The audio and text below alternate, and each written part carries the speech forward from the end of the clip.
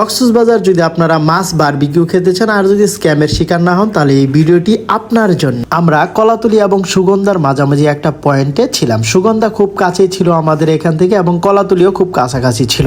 এর মাঝখানে আমরা কয়েকটি মাছের দোকান পেয়েছিলাম। এই মাছের দোকান থেকে আমরা তরচাদা কিছু মাছ সংগ্রহ করি এবং ওই মাছগুলো আমরা ওজন দিই। ওজন দেওয়ার পর আমরা তাদের সাথে অনেক দর কষাকষির পর আমরা একটা স্যালমন মাছ সাথে একটি কোরাল মাছ সিলেক্ট করি। কোরাল মাছটি ছিল আজকে ধরে আনা মনে হচ্ছিল আমাদের কাছে, অনেক সুন্দর ফ্রেশ ছিল মাছটি এবং স্যালমন মাছটি একদিন আগে আনা ছিল, এটা দেখেই বোঝা যাচ্ছিল এবং আমরা পর্যায়ক্রমে ভালো মাছই পেয়েছিলাম।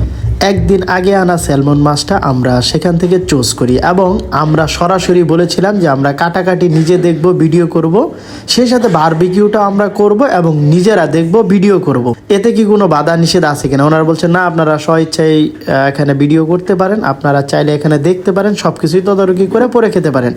তারপর আমরা দুইটা মাছ মোটামুটি 1500 টাকা করে 3000 টাকা ফুরিয়ে নেই, একদম কাটা, তারপর রান্না সহ সব কিছু সহ একদম ইন টোটাল বারবিকিউ সহ আমরা ফুরিয়ে